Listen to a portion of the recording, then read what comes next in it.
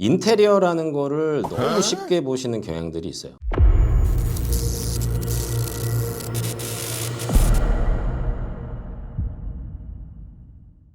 안녕하세요. 창스타TV 창스타입니다. 오늘 다룰 주제는 인테리어에 대한 거예요. 근데 이제 인테리어가 필요한 클라이언트분, 고객분들을 위한 컨텐츠는 아닌데 같이 보셔도 도움은 될 것 같긴 하고, 인테리어를 하고 싶다, 그런 분들에게 유용한 정보가 되는 그런 컨텐츠를 오늘 좀 찍어보려고 합니다. 그리고 이제 우리 창스타TV에 여지껏 보신 모든 컨텐츠가 다 무대본이었어요. 말을 왜 이렇게 잘하냐, 대본 보고 하는 거 아니냐 이렇게 말씀하시는데, 말을 잘한다기보다는 그만큼 이제 오랜 기간 동안 경험을 많이 했고 어떤 겪었던 지식과 이런 것들을 바탕으로 그냥 풀어내는 거예요. 근데 이제 오늘 같은 경우는 인테리어를 이제 하고 싶어하는 꿈나무 분들에게 조금 순서 좀 정확하게 제가 좀 설명을 드리려고 약간 이렇게 메모는 좀 했습니다. 순서를 이제 컨텐츠 하면서 이렇게 잠깐 밑에 보는 거는 좀 이해를 해주세요. 인테리어는 이제 뭐 주거 공간 인테리어도 있고 또 상업 공간 인테리어가 있어요. 창스타 같은 경우는 상업 공간을 위주로 하기 때문에 일단 상업 공간 인테리어를 꿈꾸고 있는 또는 상업 공간 인테리어를 하고 계신 분들을 대상으로 오늘 이제 컨텐츠를 좀 해보도록 하겠습니다. 일단 첫 번째로 말씀드리고 싶은 거는 인테리어라는 거를 너무 쉽게 보시는 경향들이 있어요. TV나 어떤 영화나 드라마나 이런 부분에서도 건축이나 인테리어 하는 어떤 주인공들, 캐릭터들이 이제 가끔씩 나오긴 하는데, 보면은 멋있는 옷 입고 도면 딱 여기다 끼고 커피 하나 들고 현장 가서 말 몇 마디 하고 멋있는 척 몇 번 하다가 그리고 또 자기 생활 막 하고 스포츠카 타고 가고 막 하는 그런 걸 많이 봐요. 인테리어 현장에서 고심하고 고뇌하고 밤새우고 비용 아껴보려고 막 자기가 뭐 페인트 칠하고 있고 자재 막 날르고 어떤 이런 모습들은 전혀 보이지는 않죠. 이제 제가 어떤 얘기를 하려고 하냐면, 인테리어라는 거에 대한 너무 환상들이 있어요. 인테리어도 요리나 아니면 뭐 선생님이든 소방관, 경찰 모든 직업과 똑같습니다. 힘들어요. 힘들고 자격을 갖추지 않고 준비가 안 된 상태에서 꿈만 꾸고 진출하신 분들이 낭패 보십니다. 현실하고 너무 다르거든요. 그래서 이제 인테리어를 너무 쉽게 보는 경향들이 있다. 보통 이제 인테리어 회사에 취직을 좀 하시거나 일을 하시다가 이렇게 보니까 이거 디자인 뽑고 미팅만 하면 계약하고 공사해서 내가 돈 벌겠는데? 라는 생각들을 굉장히 쉽게 좀 가지시는 것 같아요. 그러다 보니까 이제 인테리어 회사들이 좀 우후죽순 생각이 나는 경향이 있고, 그 다음에 이제 현장에서 뭐 목공 일을 하시거나 뭐 금속 일을 하시거나 어떤 좀 대공정 일을 하시는 분들이 일을 하시다 보면 협업을 하게 돼 있습니다. 내가 이제 예를 들어서 목수인데 막 목공을 하고 있어요. 근데 목공을 치기 위해서 이제 거기에 어떤 콘센트부가 들어가거나 어떤 조명이 들어가야 되니까 전기팀하고 어떤 협업을 해야 돼요. 그러다 보면 전기에 대한 지식도 좀 생깁니다. 그리고 내가 목 기초 마감에 타일이 붙을 것인지 아니면 뭐 금속이 붙을 것인지 유리가 붙을 것인지 아니면 도장 마감을 할 것인지에 따라서 내가 또 사용하는 어떤 목자재가 또 달라질 수가 또 있거든요. 그러다 보니까 야, 이거 나도 공사 현장 진행할 수 있겠는데? 라는 생각들을 좀 많이 하시거든요. 그래서 이제 인테리어 하시는 분들, 제가 그분들 비하하는 건 아닙니다. 이제 인테리어 하시는 분들 중에 목수 출신 분들이 굉장히 많으세요. 예를 들어 사무실이라든지 아니면 뭐 어떤 주거 공간이나 학원 이런 데들은 사실 정해진 사람들만 왔다 갔다 합니다. 집 같은 경우도 우리 가족만 이용을 하죠. 가끔씩 뭐 외부인들이나 친구들이 올 수도 있겠지만 가족들이 대부분 사용을 합니다. 그 무슨 말이냐면, 나에게 맞는 동선, 나에게 맞는 모든 포지션만 갖춰져 있으면, 시설만 갖춰져 있으면 불만이 별로 없다는 거죠. 문제가 생길 게 없어요. 근데 이제 불특정 다수가 이용하는 음식점이라든지 술집이라든지 아니면 숙박업소라든지 이런 부분들은 언제 어디서 어떤 일이 일어날 줄 모릅니다. 그리고 불특정 다수가 방문을 하니까 어떤 분들이 어떤 동선으로 어떻게 이용할지도 전혀 몰라요. 그래서 간단하게 한번 비교를 해보면, 설비적인 것만 한번 비교를 해볼게요. 수도에 관한 거, 배수에 대한 거. 이제 집이 있으시니까 아시겠지만 싱크대 주방 쪽 가보십시오. 몇에 몇 짜리 싱크대 딱 있죠. 그리고 배수도 정해진 배수에 파이가 있습니다. 왜냐면 거기다가 이제 뭐 큰 물건을 때려 넣거나 배수에다가 이런 게 아니라 음식물 처리도 다 하고 있고 어떤 음식 찌꺼기 정도 내려가는 정도겠죠. 근데 이제 식당이나 술집이나 어떤 불특정 다수가 이용하는 상업 공간의 주방을 한번 가보자고요. 상당히 많은 양의 음식물과 이런 것들이 이제 다 처리가 돼야 되고, 또 불필요한 물건들이나 이런 것들도 흡수되고 빠질 확률도 굉장히 높습니다. 그러다 보니까 이제 파이도 굉장히 크고요. 그 다음에 이제 방수를 하는 부분도 차이가 좀 다릅니다, 수준이. 그래서 주거 공간이랑 어떤 상업 공간의 인테리어는 내구성 면에서는 분명히 차이가 많이 나요.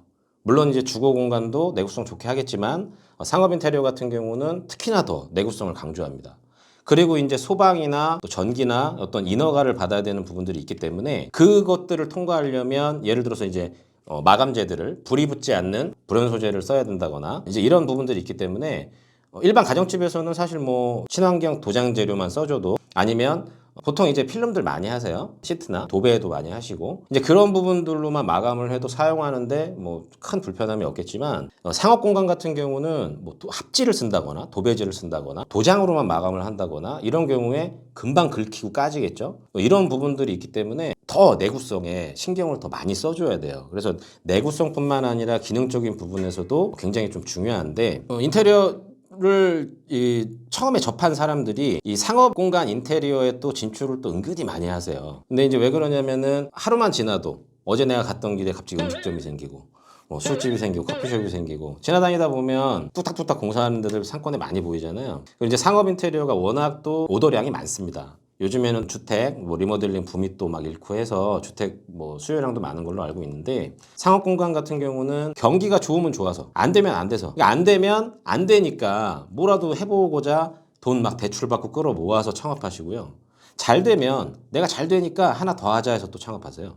그러다 보니까 이 창업 시장은 끊이지가 않거든요. 그래서 이제 상업 공간 인테리어에 진출하시는 분들이 굉장히 많은데 일단 인테리어를 하실 때 이 전공도 되게 중요합니다. 내가 이제 어렸을 때부터 인테리어의 꿈을 갖고 인테리어 쪽 공부를 하고 그쪽으로 전공을 하는 것도 중요하겠지만 굉장히 그 일에 대한 열정이 있고 또 일에 대한 책임감이 있는 사람이라면 그런 게 없는 전공자들보다는 훨씬 낫다고 생각을 하거든요. 그래서 인테리어는 조금 이제 착각하시는 게 하나가 있는 게 뭐냐면 인테리어라는 거를 내가 대리인으로 생각을 하세요.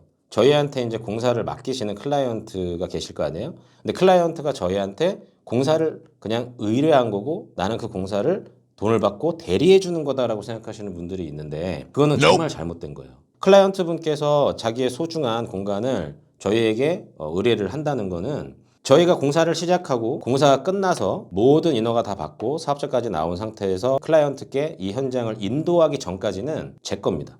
인테리어를 하는 사람 거예요.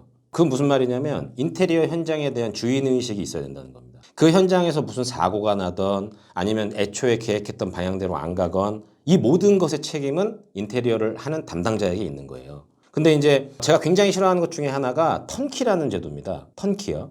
그러니까 무언가를 전체적으로 다 맡겨요. 그리고 마지막에 열쇠만 넘겨준다는 의미인데 이제 하청업체들로 치면 이제 공사는 이제 인테리어 회사가 땄어요. 그러면 이제 뭐 목공, 금속, 도장, 타일, 뭐 설비 많겠죠. 근데 이제 그 업체들에게 일을 턴키로 주는 거예요. 그럼 그 업체들이랑 미팅을 어떻게 하냐면 예, 목공팀 예, 와보세요. 아니면 금속팀 와보세요 한 다음 저희 이렇게 마감을 짓고 할 건데 디자인자를 주면서 이렇게 하는데 얼마면 되겠어요? 라고 또 역항정을 합니다. 클라이언트 분하고 저희하고 견적 조율했고 클라이언트 분이랑 디자인 조율해서 저희는 대금을 받았는데 그럼 그 대금을 가지고 공사를 진행해야 되는 사람이 하청업체에게 각 공정 불러서 이거 얼마면 하겠어요? 하고 또 제안을 해요. 그리고 그 업체에게 그냥 일을 맡겨버립니다. 언제까지 끝내주세요 하고 맡겨버려요. 근데 왜 턴키를 이렇게 선호하냐면 지식들이 없기 때문에 그래요. 생각을 해보자고요. 다 만들어져 있는 김치로 예를 들어 볼게요. 다 만들어져 있는 마트에서 사는 김치가 저렴할까요? 아니면 제가 직접 재료를 사서 만드는 김치가 저렴할까요? 당연히 직접 재료를 합리적인 금액에 사오고 제가 직접 담근 김치가 더 저렴하겠죠. 그리고 또 맛에서도 천편일률적인 맛과 재료로 만들어진 김치보다 내가 좋아하는 맛을 내가 좀 더 치중하고 싶은 맛에 치중하고 요리해서 정성스럽게 담근 김치가 더 맛있겠습니까? 그게 더 맛있겠죠. 제가 직접 담근 게. 그러니까 공사도 마찬가지죠. 모든 공정을 내가 이제 공정에 대한 이해도를 100% 늘리고 자재도 따로 발주하고 내가 자재도 다 선별해서 또 자재상도 가보고 만져보고 또 내가 잡은 디자인에 이것이 어울리는가 그리고 자재가 그냥 붙는 게 아니라 자재가 붙었을 때 어떤 전구나 라이팅이 비춰줄 거 아니에요? 그러면 그걸 비췄을 때 어떤 색이 또 조화롭게 이루어질 수 있는가 다른 마감재와는 또 어떻게 어울리겠는가 이런 것도 다 직접 보고 그리고 자재 입고시켜서 그 일을 할 수 있는 사람들을 붙여서 일을 진행하는 것이 옳다고 봐요. 모든 일을 다 그냥 턴키로 맡겨버리고 나는 그 일이 끝났을 때 가서 끝났나 안 끝났나만 보면 되는데 그게 어떻게 인테리어가 됩니까? 그거는 그냥 대리인이죠. 그냥 계약만 따라다니는 대리인일 뿐입니다. 그래서 나는 대리인이다 라는 생각을 가지면 안 되고요. 인테리어에 대한 열정을 가지고 이것은 내 현장이고 내 거다 라는 의식을 가지고 그렇게 일을 좀 해야 될 것 같아요.